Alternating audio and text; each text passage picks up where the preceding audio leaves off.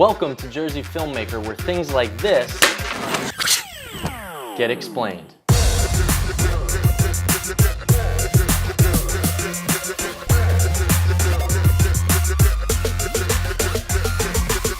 Hello everyone, and welcome to the very first episode of Jersey Filmmaker, where I will be discussing everything filmmaking from behind the scenes to on-set techniques, visual effects breakdowns, gear reviews, interviews, and so much more, and even a very special series geared towards something very specific that I will be announcing on Friday. So I struggled very hard to decide what this first episode would be about. It felt like kind of like the first time, it's supposed to be special. To get the party started, I'm gonna take you back in time actually to some old fun Zach King style Instagram Vine trickery I used to do and reveal the magic. So let me run this first one through for you. Oh, warm. Better. Now don't mind the square, don't mind the crappy footage. I actually exported them crappier at the time because I wanted them to look more janky and real. I didn't want them to be a higher quality. The type of cuts in all these videos are going to be exactly the same, and they're what I call a smash cut. That's not a technical term, it's what I use, probably because of this video. The cut will always take place during an abrupt movement, like when I smash the water bottle, or rip off a shirt, or somebody sneezes. It's always on something harsh, which makes the cut easier to make. It actually has a lot to do with the acting. There's a lot of setup with the talent that needs to be very specific to make this look real. Otherwise, it just won't work. You can't fix it in post. So we're gonna take a look at the actual footage I shot here in my hotel room at the time. So I start recording, I put it on a tripod, I leave it there. In the red bucket, you can see there's some ice. I put it between my legs so I can reach easily. So I put the ball down where it needs to be, and here's how it goes. Oh, warm.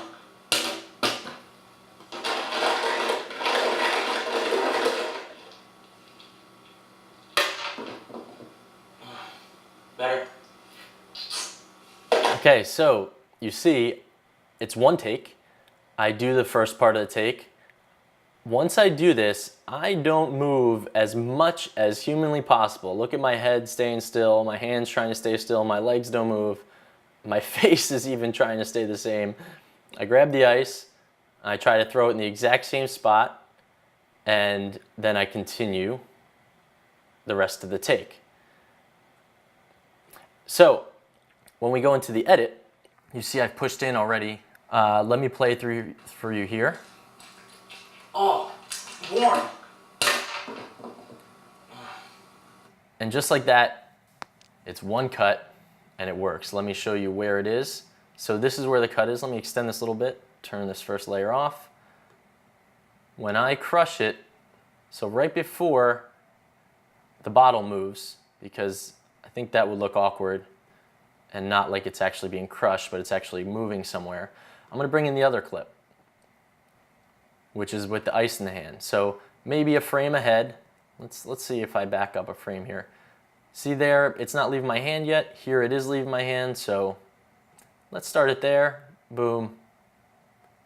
We have made movie magic. So the frame before, the only differences are my legs are pretty much in the same spot. My left hand moves a little bit. My chain moves a little bit. My face changes a little bit, but everything's moving down as it kind of would be towards the bottle. So that little movement, like I said, it's a smash cut. Everything's happening on a harsh motion, so when it's played fast, it's not a big deal. So now I take this and I pre-comp this into a new layer, and you have your pre-comp here.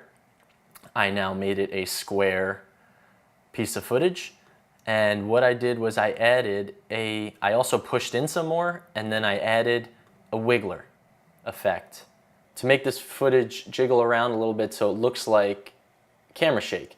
I also right here make a little bit of a harsher move just to sell the crush. Warm.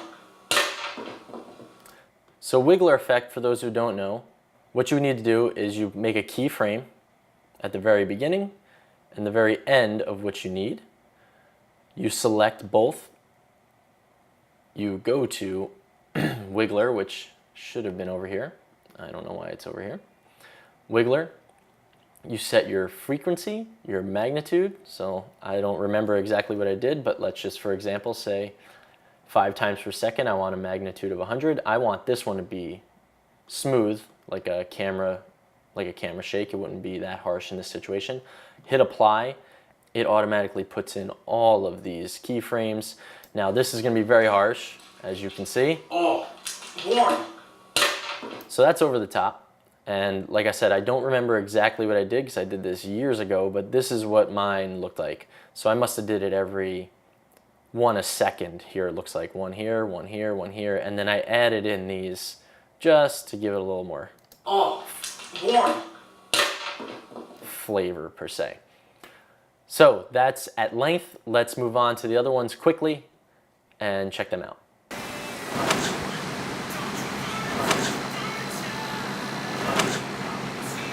Now that goes on for like 1, 2, 3, 4, 5, 6, 7 different shirt changes, but it's the same idea here, and I'll show you exactly how it is.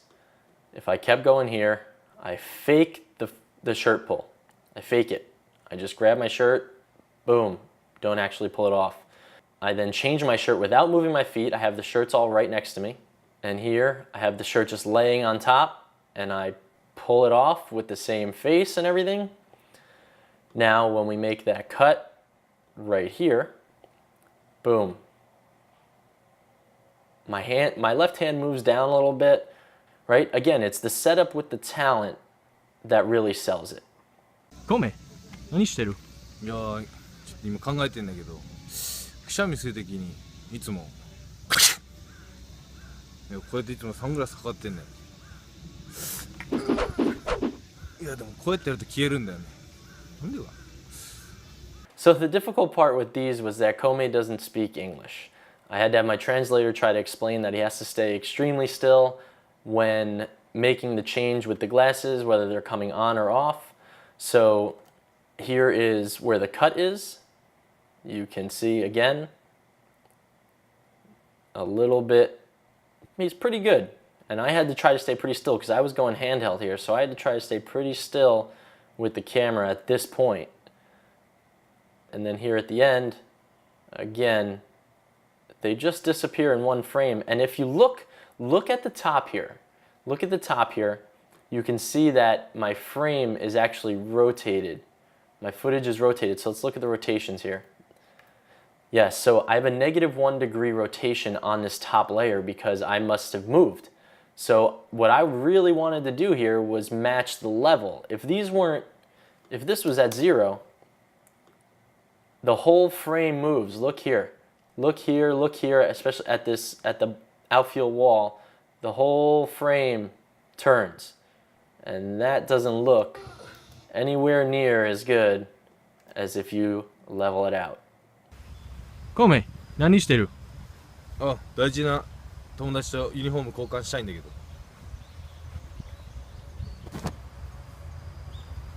Oh, thank you, Anthony Seratelli. And his English is the best part of this video by far. So again, the cut is a harsh one. These are 2 different takes. This first take, he continues with his jersey. He does the full motion with his jersey. Then, on the other take, he does the same thing with my jersey. And what do? Of course, cut it right where it looks like it should be. Right in the middle of the motion. The background does actually move a little bit here. I would assume I tried to level that out. It doesn't look like I did much with the rotation here. But for whatever reason, I liked the way it looked, and I let it go. And Kome says, Oh, thank you, Anthony Seratelli.